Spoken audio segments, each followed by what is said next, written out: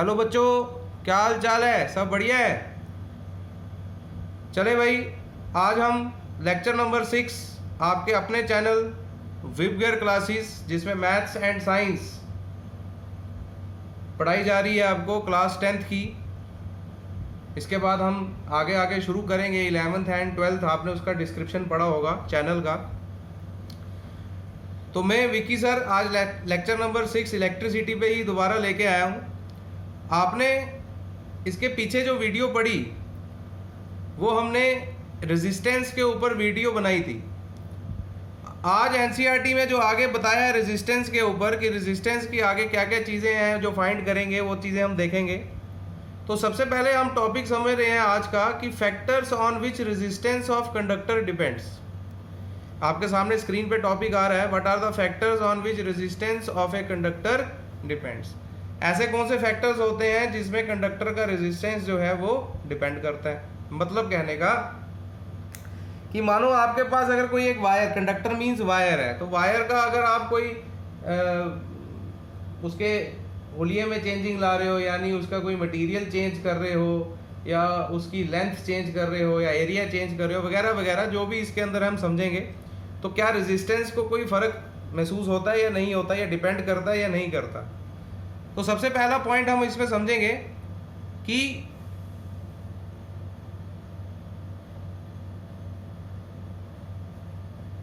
Resistance जो होती है कंडक्टर की,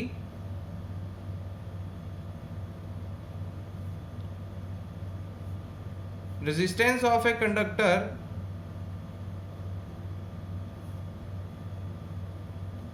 is directly proportional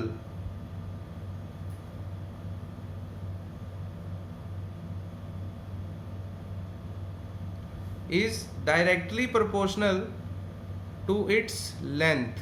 मतलब कहने का कि अगर कंडक्टर बड़ा है, लेंथ उसकी बड़ी है, तो रेजिस्टेंस भी ज़्यादा होगा, यानी उतना ही वो करंट को क्या करेगा, अपोज करेगा। अरे रेजिस्टेंस क्या था? रेजिस्टेंस एक ऐसी प्रॉपर्टी थी जिसमें कंडक्टर करंट को क्या करता है, रेजिस्ट करता है, यानी अपोज करता है।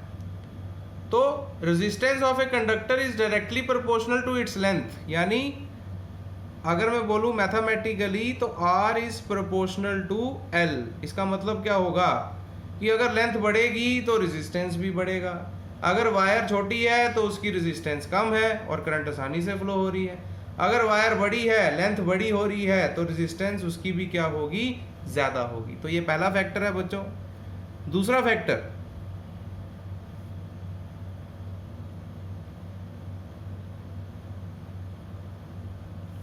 Resistance of a conductor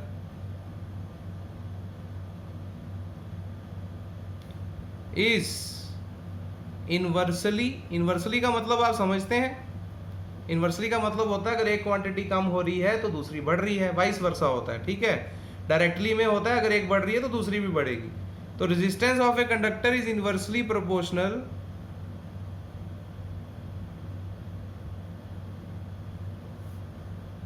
to it's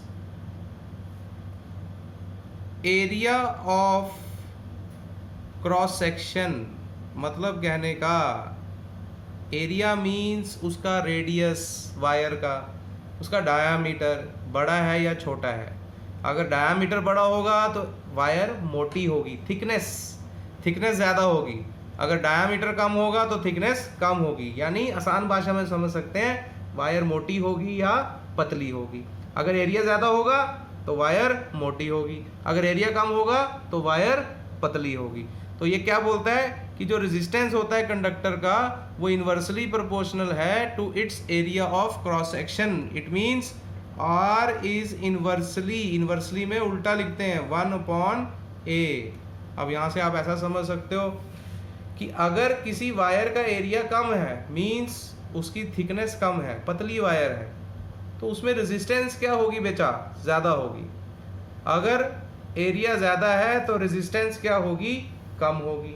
it means अगर आपके पास एक पतली वायर है और एक मोटी वायर है, तो पतली वायर में रेजिस्टेंस क्या होगी, ज़्यादा होगी, क्योंकि एरिया उसका क्या है, कम, तो रेजिस्टेंस बढ़ेगी।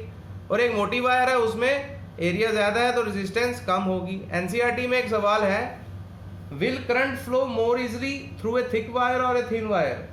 क्या करंट थिन वायर से आसानी से फ्लो हो जाती है या थिक वायर से? तो हम इसका जवाब देंगे बेटा थिक वायर से। क्यों?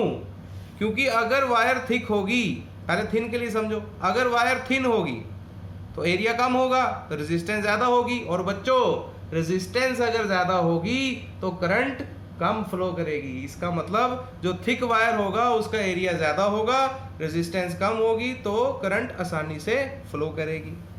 एक फैक्टर और समझेंगे, टेम्परेचर।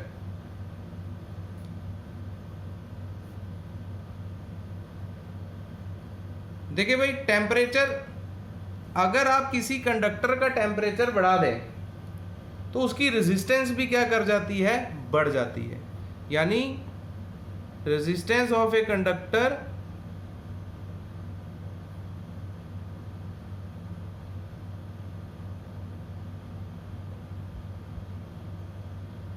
साथ साथ नोट्स बना सकते हैं भाई आप, इंक्रीजेस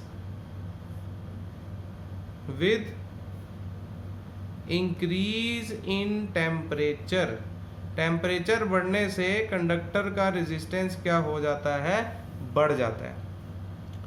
तो ये हमारे कुछ 3 फैक्टर थे। इसके आगे हम एक चीज़ इसी के आगे हाईलाइट करके समझेंगे, एक नई प्रॉपर्टी, एक नई टर्म, एक नई क्वांटिटी एंड एक नया फॉर्मूला जिस पे न्यूमेरिकल क्वेश्चंस हो गए बहुत प्यारे से बच्चों। चले भाई समझते हैं इसको। आपने 2 फैक्टर देखे, एक देखा R is directly proportional to L और एक देखा R is inversely proportional to area of cross section. अगर मैं इन दोनों फैक्टर्स को कंबाइन करता हूं बच्चों, कंबाइन फर्स्ट एंड सेकंड, तो हम ऐसा बोल सकते हैं कि R is proportional to L upon A।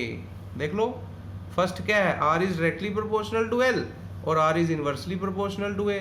तो हम इसको कंबाइन करेंगे, R और R एक साथ लिख दिया, L अपॉन क्या बन जाएगा? A बन जाएगा। अब मेरे प्यारे बच्चों, प्रोपोर्शनलिटी का साइन खोलेंगे तो एक कांस्टेंट लगेगा इक्वल टू, ये मैंने एक कांस्टेंट लगाया, घबराओ नहीं इसको देख के, ये है क्या? यहाँ पर मैं लिख देता हूँ, इसको हम फिजिक्स में बोलते हैं रो। होता क्या है ये? यहाँ पर मैं लिख रहा हूँ वेयर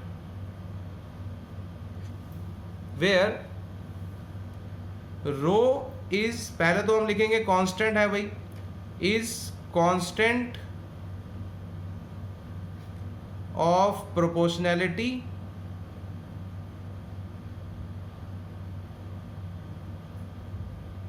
और इसको हम क्या बोलेंगे? एंड इज नोन एज, इसको हम इलेक्ट्रिसिटी में बोलते हैं रेजिस्टिविटी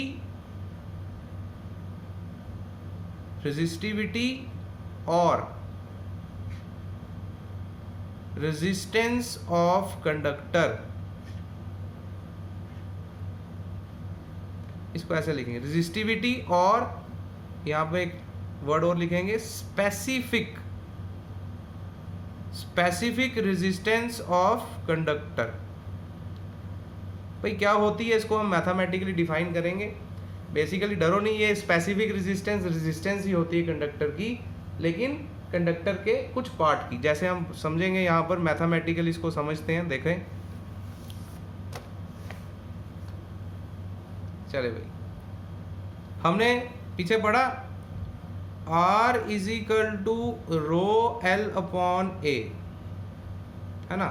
अब हम समझते हैं अबाउट, किसके लिए समझ रहे हैं? अबाउट रेजिस्टिविटी, स्पेसिफिक रेजिस्टेंस या रेजिस्टिविटी कुछ भी बोल सकते हो,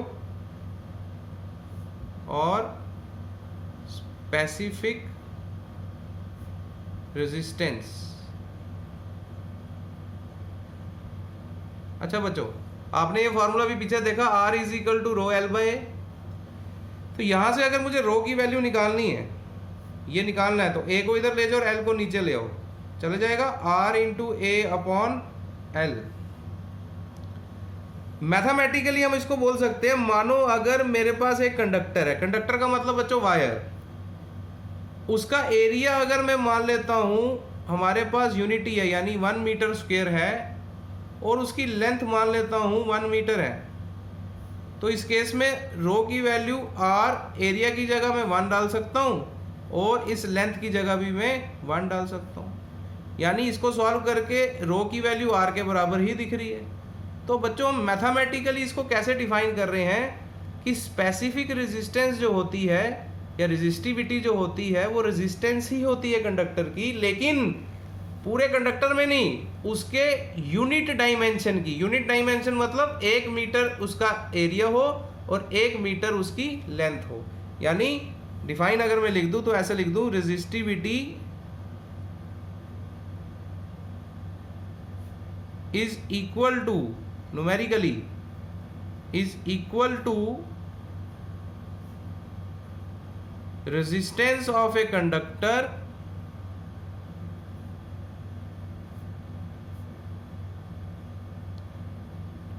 किस कंडक्टर, जिसका whose area is 1 metre square and length 1 metre, means ऐसे भी लिख दूं ब्रैकेट में, हैविंग यूनिट डायमेंशन, यूनिट मतलब जिनके डायमेंशन 1 हो।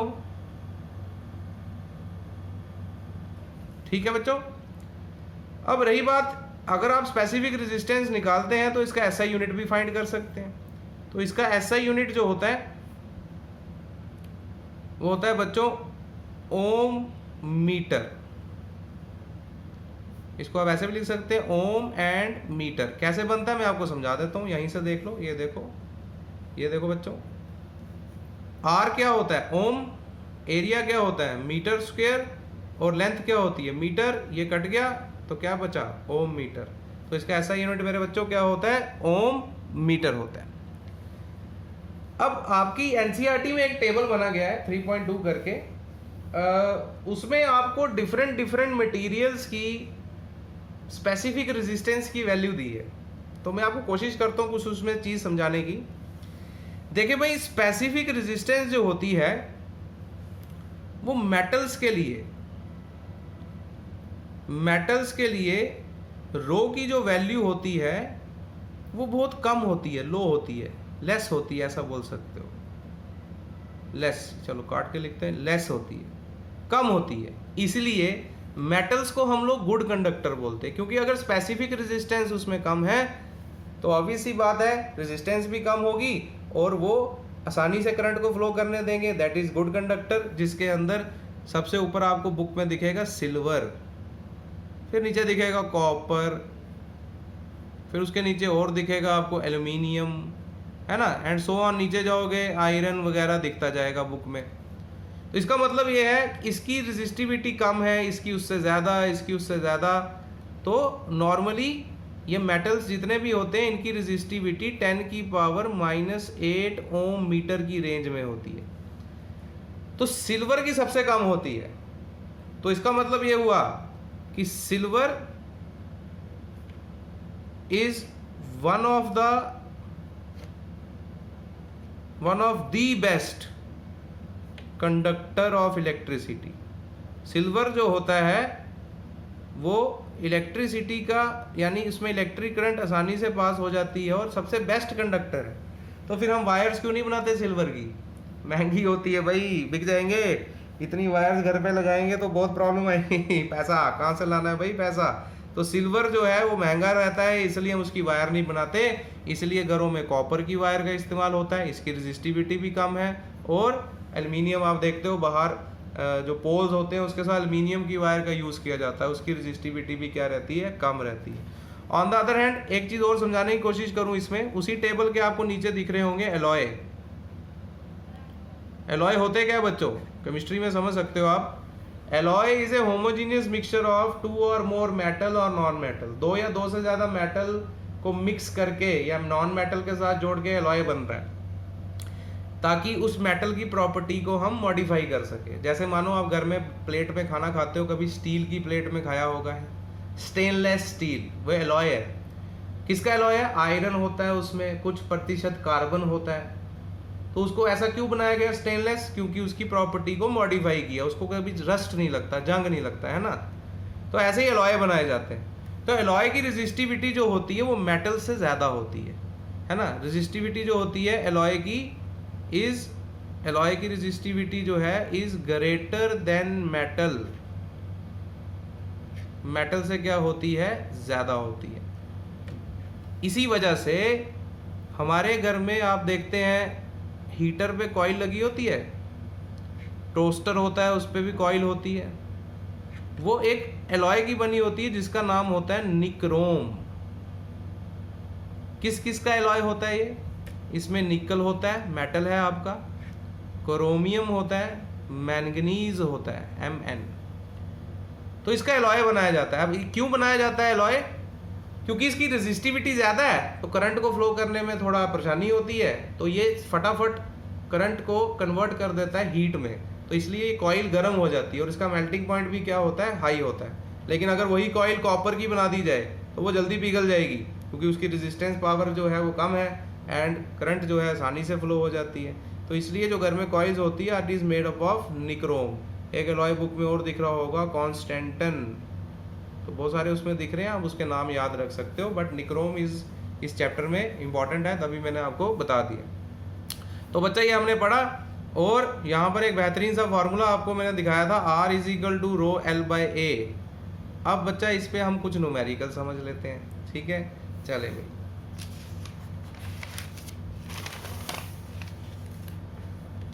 देखिए भाई, फर्स्ट न्यूमेरिकल बहुत ही सिंपल, मेरा फर्स्ट न्यूमेरिकल सिंपल ही होता है भाई, चिंता नहीं लेनी। चलो, इसमें बोलता है कि एक वायर है, मैं इधर एक फार्मूला लिख देता हूँ ऊपर ताकि आपको परेशानी ना आए। R is equal to rho L by A, याद रख लो। अब R is equal to rho L by A, R is equal to rho L by A, ठीक है। चले, इसमें है कि एक वायर है जिसकी लेंथ 2 मीटर है। तो गिवन क्या है बच्चों, मैंने पहले ही बोला, लिख लिया करो। लेंथ होती है 2 मीटर दी है और उसका एरिया भी दी है, यानी कैपिटल ए लिख देते हैं 1 मीटर स्क्वायर। बोलता है कि अगर उस वायर की resistance, if the resistance of wire is 5 ओम, यानी R की वैल्यू अगर 5 ओम है, तो कैलकुलेट करो उसकी रेजिस्टिविटी। क्या निकालना है बच्चों, रो निकालना है, रेजिस्टिविटी यही होती है। तो सिंपल हो गया भाई, फॉर्मूला डालो, R is equal to rho L upon A. आपको क्या निकालना है बच्चों, रो निकालना है, तो रो की वैल्यू निकालनी है तो वो होगी R into A upon L. डाल दो values, rho is equal to R कितना है, R कितना है भाई 5 ओम, यानी 5, एरिया कितना है 1, और लेंथ कितनी है 2, तो इसकी वैल्यू कितनी आएगी बच्चा, 5 करेंगे तो 2.5, और ऐसा यूनिट मैंने पीछे बताया ओम मीटर। ठीक है बच्चा, इसमें एरिया आपको गिवन था, लेकिन अब जो बोर्ड एग्जामिनेशंस होती हैं उसमें घुमा फिरा के देते हैं, तो कभी आपको एरिया गिवन नहीं हो, जैसे अब हमारे अगले क्वेश्चन आएंगे, तो जो वायर होती है उसका जब भी कभी एरिया निकालना हो तो वह सर्कुलर पोर्शन होता है, उसमें रेडियस या डायामीटर दिया होगा, एरिया निकालने के लिए आप पाई आर स्क्वायर का इस्तेमाल कर सकते हैं। तो अगला क्वेश्चन हमारा कुछ ऐसा ही है, देखो इसमें बोलता है कि एक वायर है जिसकी रेजिस्टेंस है 10 ओम, तो रेजिस्टेंस हमने R कैपिटल लिख दिया 10 ओम, उसका रेडियस है 2 सेंटीमीटर। तो बेटा सेंटीमीटर में ये भी ध्यान रखना है, छोटे यूनिट होंगे तो उसको प्रॉपर ऐसा यूनिट में बदलना है। तो 2 सेंटीमीटर को 2 डिवाइडेड बाय 100 मीटर होगा, तो इसको मैं ऐसे भी लिख सकता हूँ ना, 2 इंटू 10 की पावर -2 मीटर। भाई नीचे 10 की पावर 2 बनेगी तो ऊपर ले जाऊंगा तो -2 बनेगी। अब आप बड़े हो गए, वो 0.02 छोड़ दो, कैलकुलेशन थोड़ी सी गड़बड़ा जाती है उसमें। और क्या दिया है, स्पेसिफिक रेजिस्टेंस दी है, यानी रो की वैल्यू दी है 1.6 इंटू 10 की पावर -8 ओम मीटर। तो आपको बोलता है कि भाई उस वायर की लेंथ क्या होगी, what is the length of wire. तो फॉर्मूले में ही चेंजिंग लाएंगे। देखो भाई, R किसके बराबर होता है, रो L अपॉन ए। लेंथ आपको फाइंड करनी है, तो लेंथ निकालनी है तो इसको इधर ले जाओ और रो को नीचे ले आओ, यानी R लेंथ निकालनी है तो R into A upon rho. मगर बच्चा एक समस्या हो रहा है इस क्वेश्चन में, इसमें एरिया नहीं दिया है, तो एरिया निकालने के लिए सर ने क्या बोला, पाई आर स्क्वायर लगाओ। तो length is equal to R into area की जगह मैं यूज करता हूं pi R square, upon rho. समझ लग रही है बच्चों? इधर ले जाता हूं ऊपर इसको, यहां देखो। अब वैल्यू डालेंगे, length is equal to R कितना है 10, पाई की जगह हम डाल देते हैं 3.14, 22/7 भी डाल सकते हो, आपकी इच्छा है। और आर कितना है 2 इंटू 10 की पावर -2, तो 2 इंटू 10 की पावर -2 का स्क्वायर। और नीचे रो दिख रहा है, रो की वैल्यू क्या है 1.6 इंटू 10 की पावर -8। सॉल्व कैसे करें?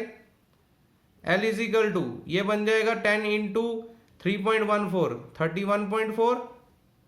अब इसको कैसे सॉल्व करें? 2 का स्क्वायर 4 और 10 की पावर -2 और उसकी पावर 2 मल्टीप्लाई हो जाती है भाई। Maths exponent and power 8th class में पढ़ा है।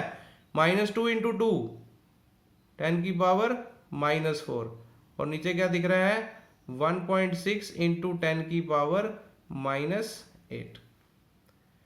अब इसको और सॉल्व करते हैं। 4 1 जा 4 4 जा 16, लेकिन मैं इधर 0.4 लिख देता हूं। ठीक है बच्चा? और यहां से हम कैसे इसको सॉल्व करें और कर सकते हैं खुद। यहां से मानो अगर मैं पॉइंट एक काट दूं, यहां से 10 नीचे आएगा, इसका 10 ऊपर जाएगा, तो पॉइंट से पॉइंट मैं खत्म ही कर देता हूं। अब 314 को 4 से डिवाइड करो, क्या 4 के टेबल में आता है? नहीं आता। तो अगर नहीं समझ आए तो 2 से काटो। 2 2 जा 2 1 जा 2, पीछे बच गया 5 5 जा 10 और 7 157/2 बच गया। तो 157/2 को आप डिवाइड करेंगे तो बनेगा 7, है ना, 14 आएगा। 1 पीछे 7 78.5 और इधर 10 की पावर क्या है -4, इधर 10 की पावर क्या है -8, ऊपर जाएगा तो +8, तो 10 की पावर 4 आ जाएगी प्लस में मीटर। कैलकुलेशन थोड़ी ध्यान से करनी है इन क्वेश्चनों में, ये कैलकुलेशन का ही सारा है। मैथ्स फिजिक्स खत्म, फॉर्मूला डाला फिजिक्स खत्म। यहाँ बेटा मैथ्स है, ये मैथमेटिकल चीज है, यहाँ फिजिक्स का रोल नहीं प्ले हो रहा। ठीक है बच्चों? तो इसके बाद ये नेक्स्ट क्वेश्चन जो है आपके सामने मैं स्क्रीन पे ला देता हूं। ये नेक्स्ट क्वेश्चन आपके लिए बेटा होमवर्क है, आप जरूर इसको करके कमेंट सेक्शन में मुझे इसका आंसर दें कि भाई इसका आंसर क्या होगा। इसमें भी यही है कि कॉपर वायर है जिसका डायामीटर दिया है, तो डायामीटर दिया तो उसको रेडियस में चेंज कर लेना, डिवाइडेड बाय 2, और सेंटीमीटर में वो आप चेंज कर सकते हो। रेजिस्टेंस दी है वायर की, find the resistance of wire, wire की रेजिस्टेंस निकालनी है, उसकी रेजिस्टिविटी दी है और लेंथ दी है। तो भाई ये आप क्वेश्चन सेम फार्मूला डालना है, आपको आर की वैल्यू निकालनी है। ये आप कृपा करके होमवर्क करके आए, मुझे कमेंट सेक्शन में इसका आंसर बताएं। कमेंट सेक्शन में मैं आपको बताऊंगा भाई इसका आंसर क्या है। चलिए, आई होप कि आपको आज का लेक्चर अच्छे से समझ आया होगा। फिर वही बात दोहराऊंगा कि आप डेली बेसिस पे लेक्चर को पढ़ें, वीडियोस को देखें, नोट्स बनाएं, ताकि आप सही तरीके से अपनी बोर्ड की एग्जामिनेशन की तैयारी कर सके। छोटे छोटे स्टेप्स चढ़ते जाएंगे तो परेशानी नहीं आएगी। एक ही बारी सोचोगे हम पढ़ेंगे तो आपको दिक्कत आ सकती है, इसलिए छोटे छोटे स्टेप्स ले। कोई भी प्रॉब्लम आती है तो कमेंट सेक्शन में आप मुझे कमेंट करें, मैं उसका आई होप आपको पूरा जवाब दूंगा। एंड अगर वीडियो अच्छी लग रही है, पढ़ाई मेरी पढ़ाना अच्छा लग रहा है, तो आप इसको सब्सक्राइब कर दें, शेयर कर दें, शेयर ज़रूर करें ताकि ये जगह जगह पहुंच सके, हर इंसान के पास पहुंच सके, ताकि उसको भी समझ आए कि भाई हम बड़ा स्लो प्रोसेस से पढ़ाई कर रहे हैं और सही तरीके से चल रहे हैं। ठीक है बच्चों? तो इसी के साथ मैं आपसे लेता हूँ छुट्टी आज के लिए। ओके, अलविदा। Okay, take care, all the best.